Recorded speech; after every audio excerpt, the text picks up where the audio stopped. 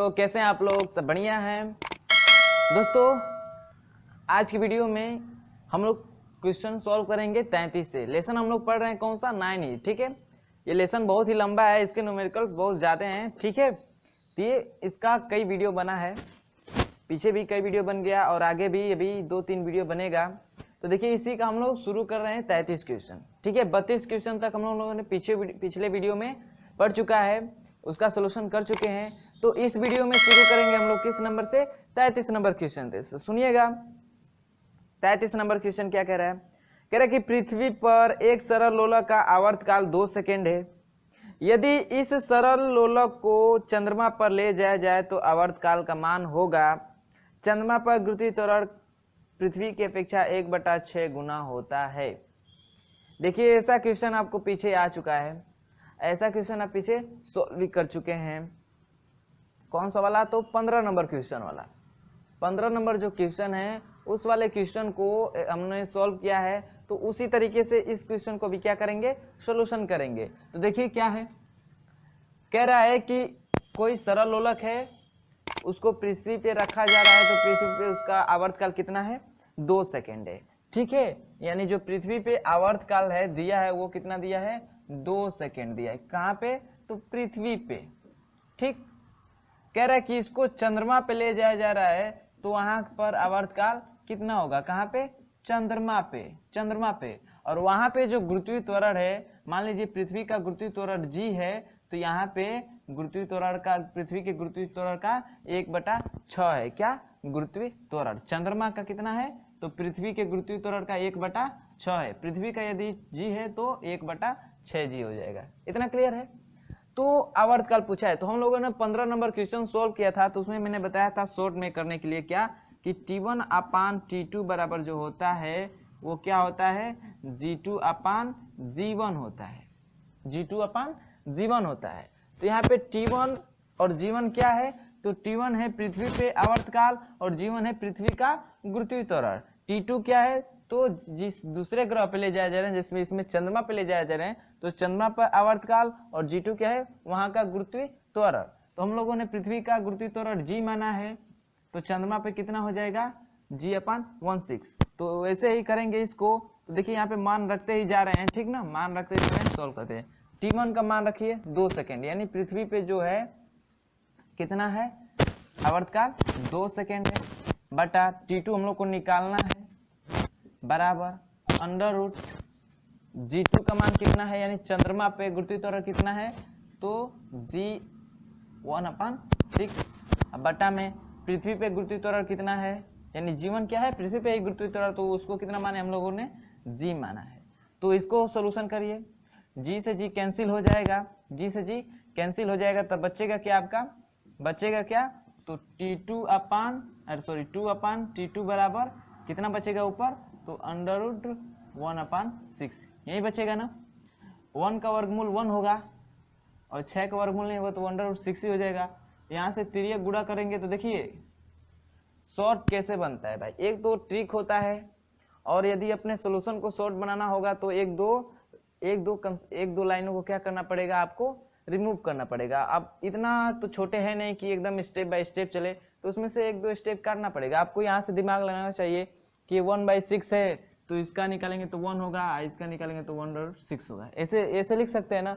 और तिर्यक गुणा करेंगे तो T2 का होगा 1 में और 2 का होगा इसमें।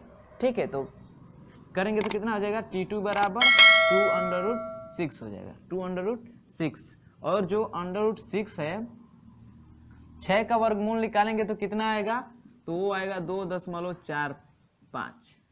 2.45। अभी बता भी देता हूँ कैसे निकाला जाता है। जैसे √2, √3, √4 का तो भाई √4 का तो वर्गमूल होता है 2। जिसका नहीं होता है उसका कैसे निकाला जाएगा मैं इसी वीडियो में बता दे रहा हूँ। इसको पहले सोल्यूशन कर लेते हैं। तो √6 का मान कितना होता है? 2.45। तो T2 बराबर कितना हो जाएगा? 2 गुणे 2.45। तो गुणा करेंगे तो कितना हो जाएगा? 2×5 = 10, 1 2 चौके 8, 2 चौके 8, 9 और 2 दूना के 4। पॉइंट कहाँ पे लगेगा भाई? 2 स्थानों पे। कितना आ जाएगा? 4.9 क्या है, आवर्तकाल है, तो उसका मात्रक क्या हो जाएगा, सेकेंड। तो 33 का ऑप्शन हम लोग देखते हैं क्या हो जाएगा। 33 का ऑप्शन कितना है हम लोग का, 4.90। देखिए ऑप्शन नंबर बी दिया है, ठीक है, ऑप्शन नंबर बी दिया है, यही ना दिया है, ऑप्शन नंबर बी जो है हम लोग का सही है। इतना क्लियर है, समझ में है सबको। देखिए √6 का मान कैसे निकालेंगे, √2 दिया हो, √3 दिया हो, तो उसका मान कैसे निकालेंगे। तो देखिए कैसे निकालते हैं। जैसे √6 का निकालना है तो 6 लिखिए, और वर्गमूल निकालने की एक भाग विधि होती है, आप लोगों ने पढ़ा होगा, जैसे लसा जैसे करते हैं, ठीक है।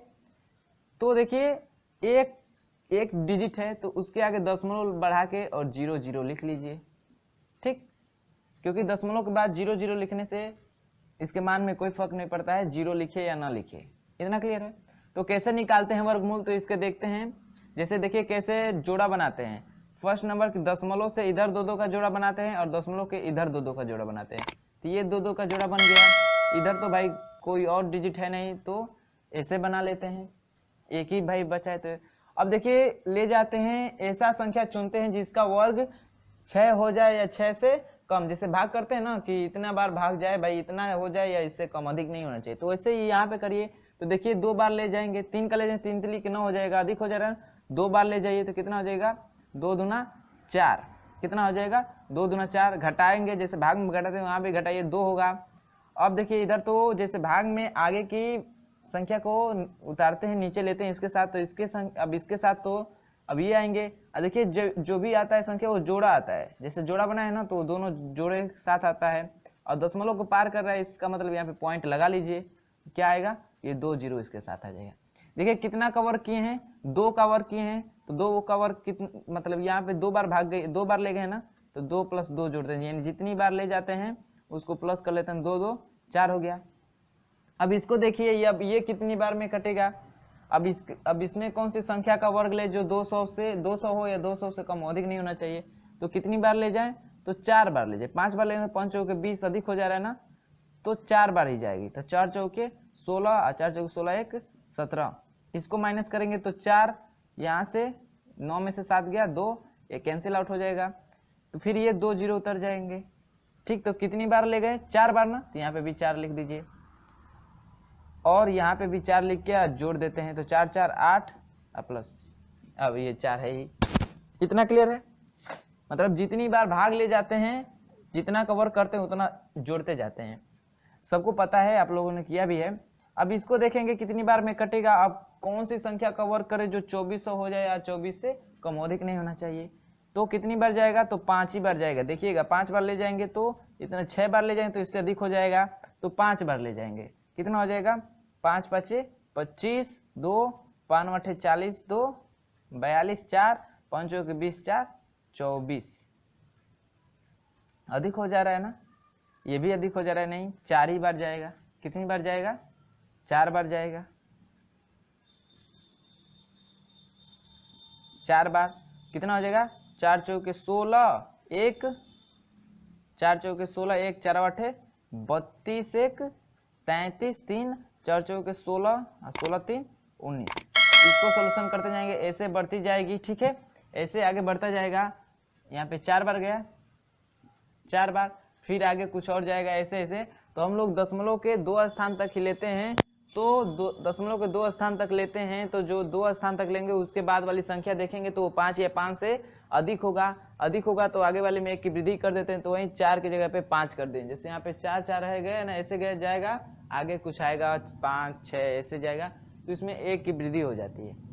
तो वहीं लिखे यहाँ पे √6 का मान 2.45, और उसके बाद से 2 से गुणा किए हैं तो आपका आ गया है 4.90। इतना क्लियर है सबको, इतना क्लियर है तो नोट करिएगा। फिर हम लोग बढ़ते हैं 34 नंबर सवाल की तरफ, ठीक है। देखिएगा 34 नंबर क्वेश्चन। 34 नंबर क्वेश्चन क्या कह रहा है, कह रहा है कि एक वस्तु प्रति सेकेंड 55 कंपन करती है, यदि ध्वनि का वेग 330 मीटर पर सेकेंड है, तरंगदैर्घ्य होगी। इसको तो आप ही करेंगे भाई, मैं हर क्वेश्चन सोल्यूशन नहीं कराऊंगा, मैं हिंट्स दे दूंगा। ऐसा क्वेश्चन बार बार पीछे आ रहा है तो उसको आप सोल्यूशन करिए, ठीक है, नहीं आएगा तब कहिए आप। इतना क्लियर है।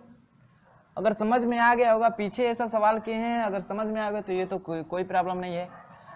मुझे भरोसा भी है कि आप लोग कर लेंगे। देखिए क्या दिया है 34 में, कह रहा है कि एक वस्तु प्रति सेकंड 55 कंपन करती है। प्रति सेकंड, एक सेकंड में किए गए दोलनों की संख्या क्या कहलाती है? आवृत्ति। तो n बराबर दे दिया है कितना? 55। फिर कह रहा है कि यदि ध्वनि का वेग 330 मीटर पर सेकंड हो, यानी v बराबर दे दिया है 330 मीटर पर सेकंड हो, तो उसकी तरंगदैर्ध्य ज्ञात करिए। एकदम आपको फॉर्मूला मालूम है क्या? v बराबर n इंटू लेमडा। यहाँ से लेमडा बराबर क्या हो जाएगा? v अपान n।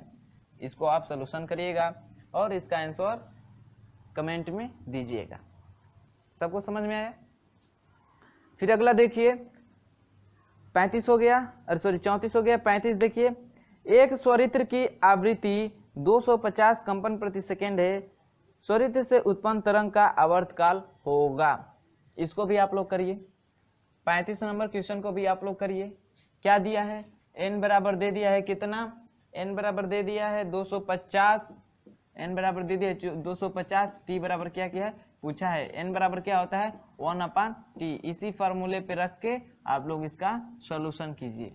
इसी फार्मूले पे रख के आपका सॉल्यूशन करना है। t का मान निकालना है। तो t का मान निकालना है तो क्या करेंगे? इसको और भाई कंज्यूम कर दे रहे हैं। t बराबर क्या हो जाएगा? 1/n। अब इस फार्मूले को यूज करिए, n का मान यहाँ पे रखिए और 1 में भाग करिए, आपका t का मान निकल के आ जाएगा। तो ये दो क्वेश्चन आप सोल्व करिए। तब तक बढ़ते हैं हम लोग 36 नंबर क्वेश्चन को देखते हैं। ठीक है, इन दोनों का आंसर कमेंट में दीजिएगा। आप लोग कमेंट नहीं करते हैं भाई, देखता हूँ भी, मतलब जितने भी लोग पढ़ते हैं तो उसमें से ज़्यादा लोग कमेंट नहीं करते हैं। तो ये भाई अगर वीडियो अच्छा लगता है या जैसा भी आपको लगे तो ऐसा कमेंट करिए, ताकि हम लोग को भी मालूम चले कि हाँ भाई हम लोग को जो पढ़ा रहे हैं तो बच्चों को अच्छा लग रहा है, समझ में आ रहा है। इससे हम लोग को थोड़ा मतलब क्या बोलते हैं, इंस्पायर होते हैं कि हाँ भाई लड़के कमेंट करते हैं तो हम लोग को भी और पढ़ाने का ज़्यादा मन करता है। ठीक है, मतलब और अच्छे से समझाने की कोशिश करते हैं। तो आपको कमेंट करना चाहिए। और 2 क्वेश्चन भाई दिए हैं तो इसके आंसर तो आपको जरूर कमेंट करने हैं। इतना क्लियर है? तो चलिए 36 नंबर क्वेश्चन देखते हैं। इसको मिटा दे रहे हैं, ठीक ना?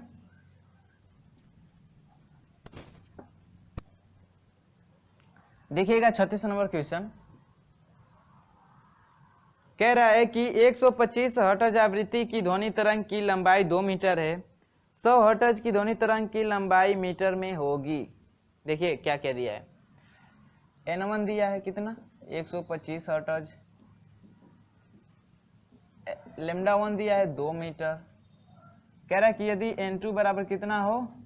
100 हर्ट्ज, तो लेमडा 2 बराबर कितना होगा? यही पूछा है ना।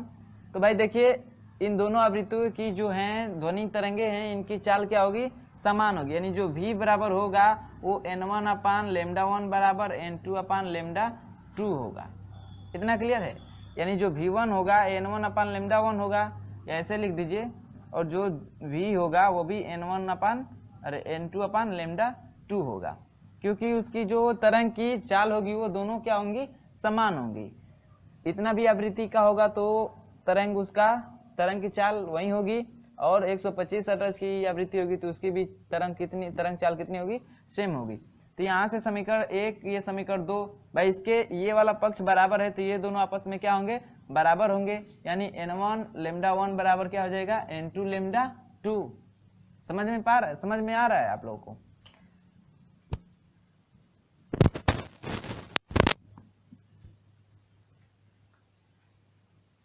लेमडा 2 समझ पा रहे हैं आप लोग?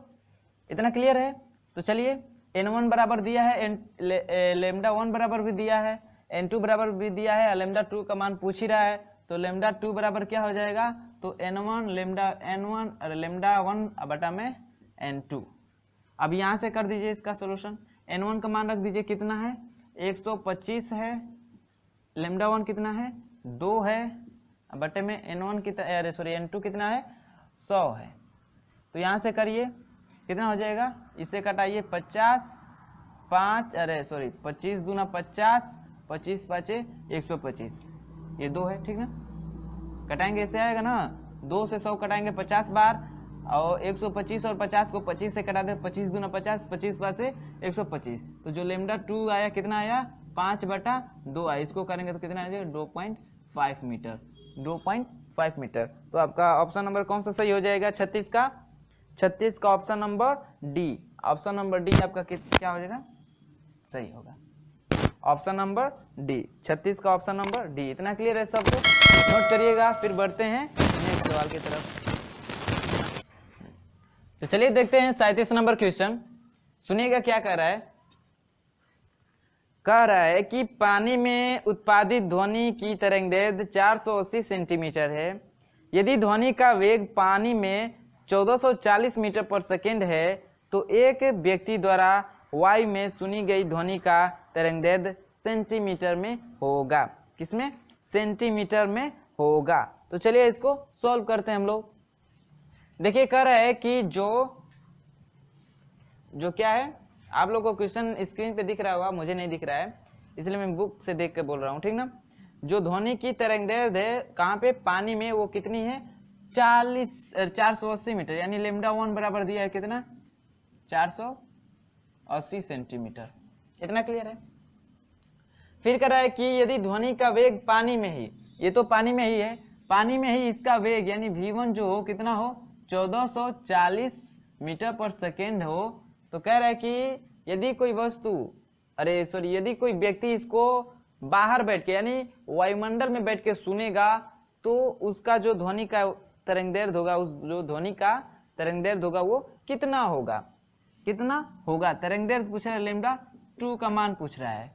तो देखिए वायु में जो v2 का मान रखना है हम लोग को, उसको रखना है 330 मीटर पर सेकेंड। कितना रखना है 330 मीटर पर सेकेंड। देखिए कभी भी जो ध्वनि होती है एक माध्यम से दूसरे माध्यम में जाती है तो उसकी तरंगदैर्घ्य और चाल बदल जाती है, बल्कि जबकि आवृत्ति नहीं बदलता है, उसका आवृत्ति नहीं बदलता है।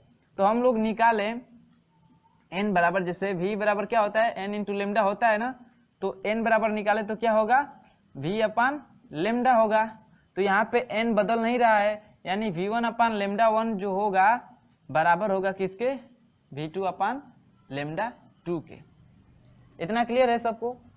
तो इसी वाले फॉर्मूले में सबका मान रख देंगे तो आपका निकल के आ जाएगा, लेमडा 2 ही का मान निकालना है ना, तो निकल के आ जाएगा ना।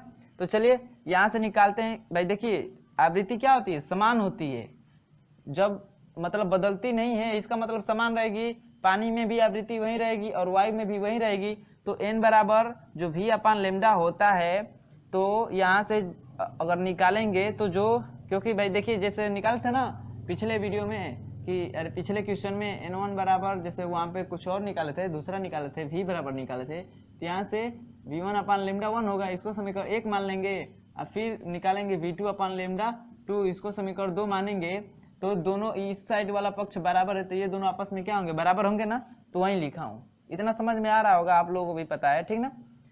तो यहाँ से निकालेंगे लेमडा 2 का मान, लेमडा 2 का मान तो कितना हो जाएगा, तो कितना हो जाएगा लेमडा 2 का मान निकालेंगे तो इसका इसमें गुणा होगा ना, यानी ये लेमडा 2 का मान निकालना तो ये यहाँ पे आएगा, इसका इसमें गुणा होगा तो क्या होगा v2 अपान लेमडा 1। अब बट्टा में देखिए इसका इसमें गुणा रहेगा तो इसका मान निकालना रहेगा, तो फिर ये इसके जगह पे आएगा तो क्या हो जाएगा v1।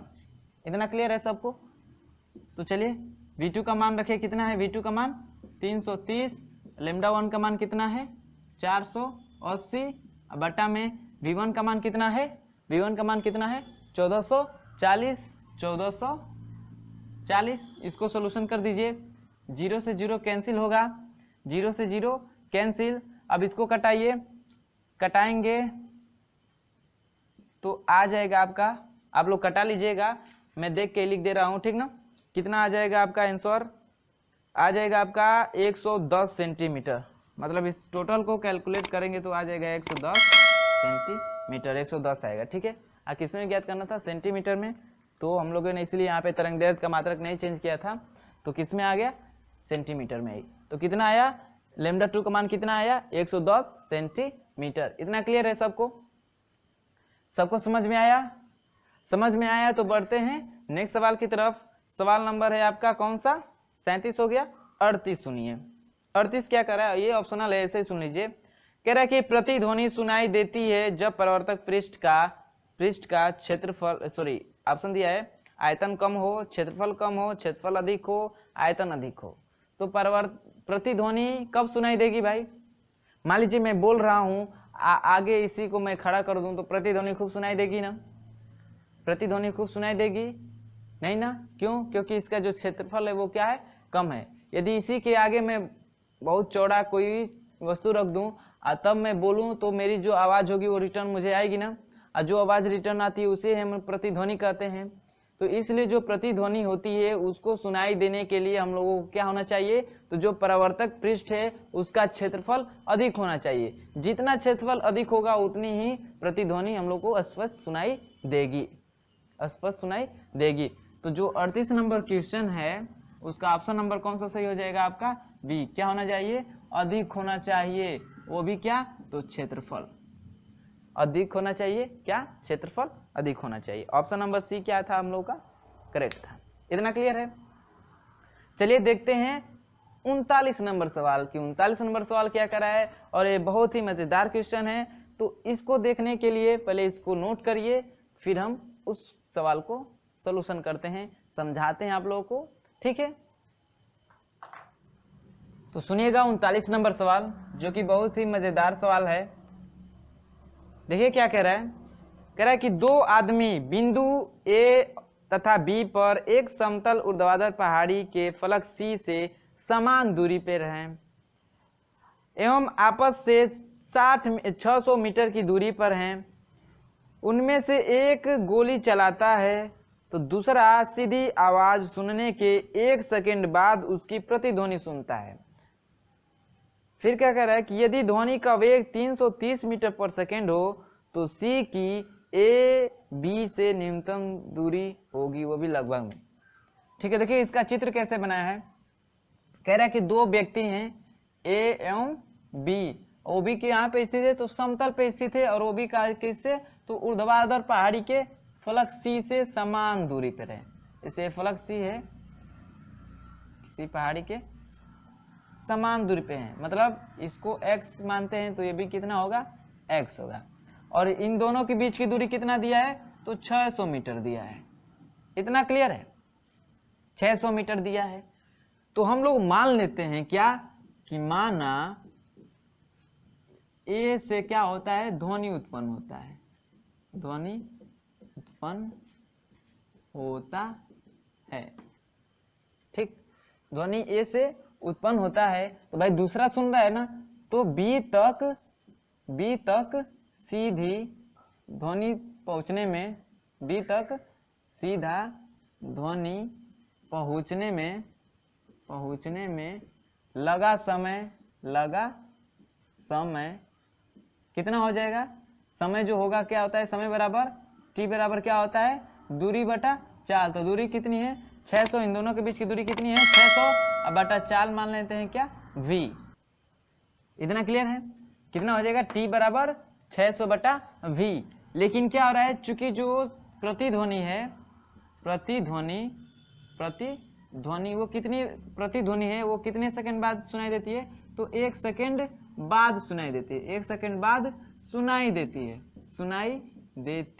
है। तो देखिएगा प्रतिध्वनि का फॉर्मूला हम लोगों ने क्या पढ़ा था, t बराबर क्या निकाले थे, 2d/v निकाले थे यहाँ। लेकिन यहाँ पे d हम लोगों ने क्या माना है, x माना है। ठीक है, क्या माना है, x। तो क्या हो जाएगा 2x, क्योंकि और इसी के यही दूरी हम लोग को निकालना भी है ना, यही दूरी निकालना है ना, प्रतिध्वनि का ही बीच की दूरी।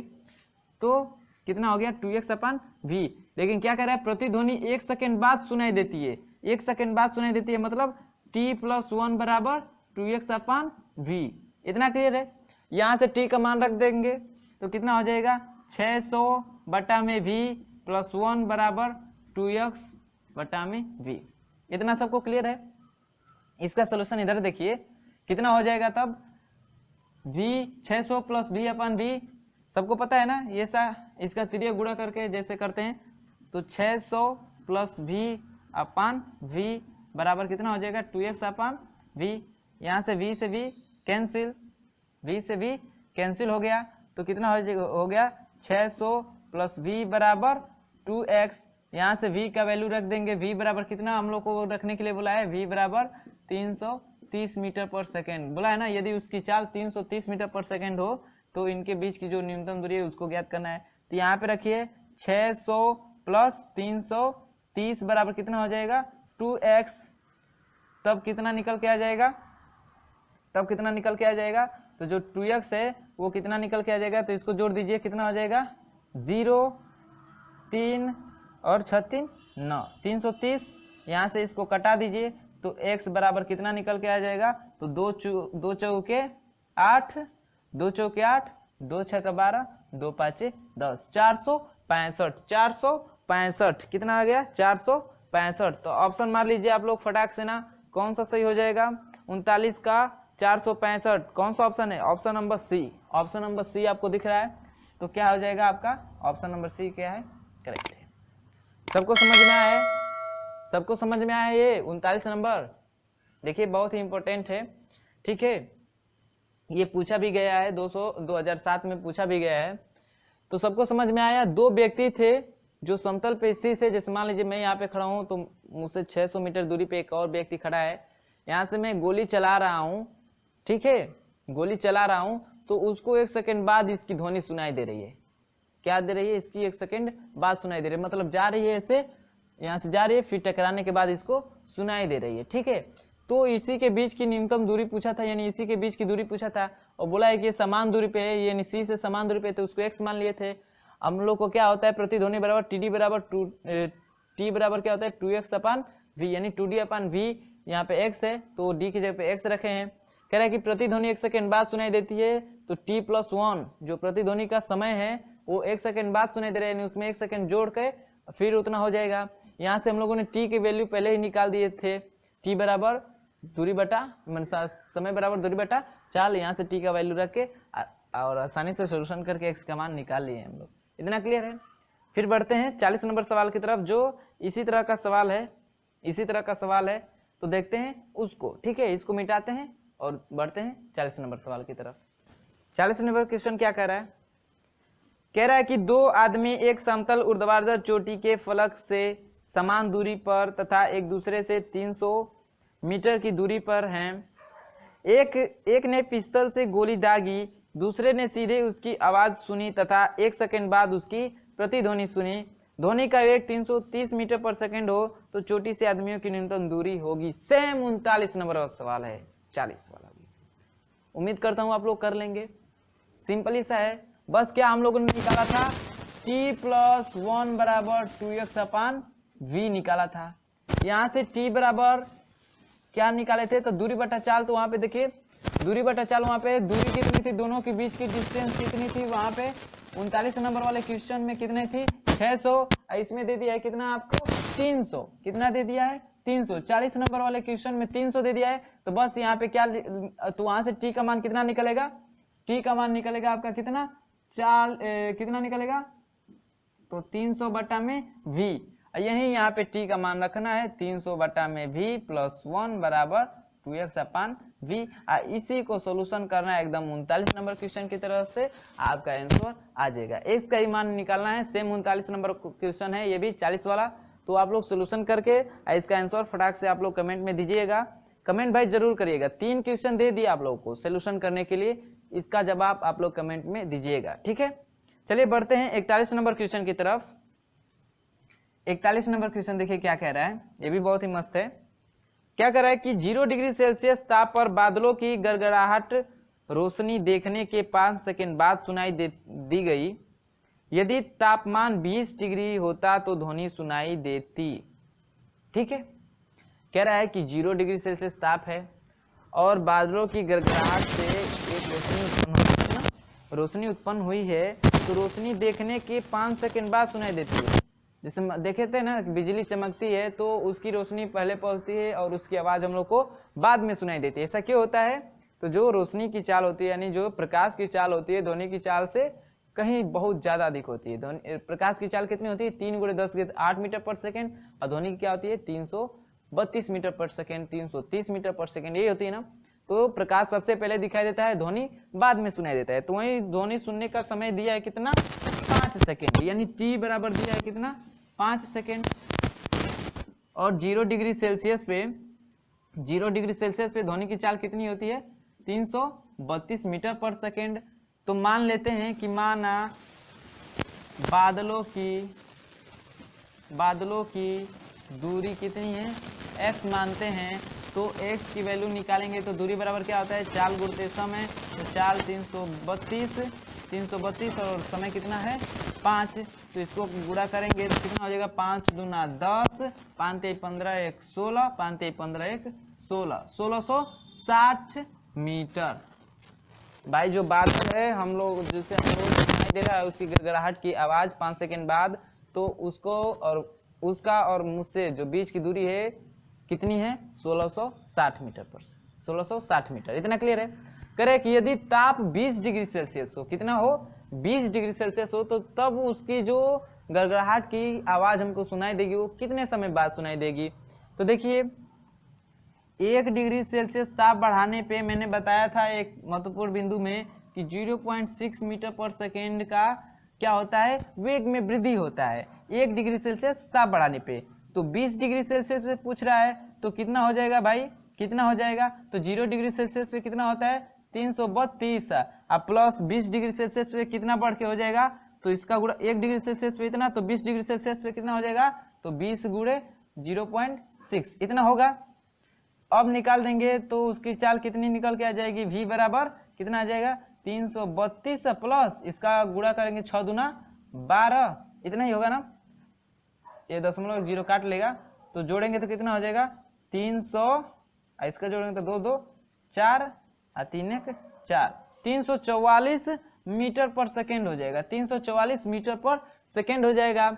देखिए दूरी हम लोग को निकल गई बादलों और मेरे जैसे जो सुन रहा है, जैसे मान लीजिए मैं ही सुन रहा हूं तो मुझसे और बादलों के बीच की दूरी निकल गई कितना 1660 मीटर, और चाल निकल गया कितना 344 मीटर पर सेकेंड। तो समय निकाल सकते हैं, समय बराबर टी बराबर क्या होता है दूरी बटा चाल, तो दूरी कितनी है 1660 बटा में समय की चाल कितनी है 344, इसको करिए आप डिवाइड और टी का मान निकाल लेते हैं। तो चलिए करिए, किससे कटेगा 4 से कटाएं, नहीं कटेगा।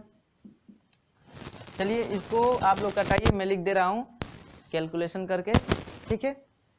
1660 में डिवाइड करेंगे किससे 344 से, तो आपका आ जाएगा आंसर 4.8, 4.8। तो ऑप्शन मिलाइए, चलिए ऑप्शन मिलाते हैं, आप लोग कैलकुलेशन करिएगा, मैं तो मोबाइल से ही कर दिया, ठीक ना, हो गया। तो कितना आया 4.8 और समय का मात्रा क्या होता है सेकेंड। देखिए ऑप्शन कौन सा सही है, ऑप्शन देखिए कौन सा सही है, 40 नंबर है ना, अरे सॉरी 41 नंबर है ना, 41 नंबर का ऑप्शन नंबर कितना आया है 4.8, 4.8 कौन सा है ऑप्शन नंबर ए वाला ही, ऑप्शन नंबर जो ए है वो क्या है आपका करेक्ट है। कितना आएगा तो 4.8 सेकेंड, 4.8 सेकेंड के बाद क्या होगा सुनाई देगा कब 20 डिग्री सेल्सियस ताप बढ़ा देंगे वायुमंडल का तब। इतना क्लियर है, तो उम्मीद करता हूं सबको समझ में आया होगा, इतना क्लियर है। तो चलिए नोट करिए, बढ़ते हैं 42 नंबर सवाल की तरफ। 42 नंबर सवाल सुनिएगा, पहले इसको नोट कर लीजिए, जगह नहीं है सॉल्व करने का, इसको नोट कर लीजिए फिर उसको सॉल्यूशन करते हैं। तो देखिएगा 42 नंबर क्वेश्चन,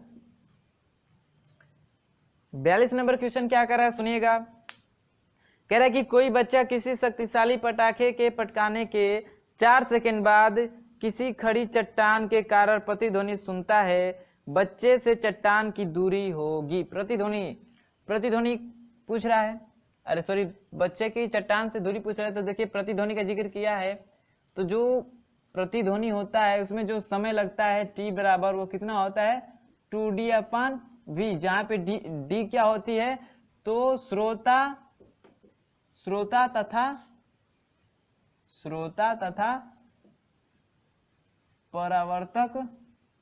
परावर्तक पृष्ठ के बीच की दूरी होता है, पृष्ठ की बीच की दूरी होता है, बीच की दूरी होता है।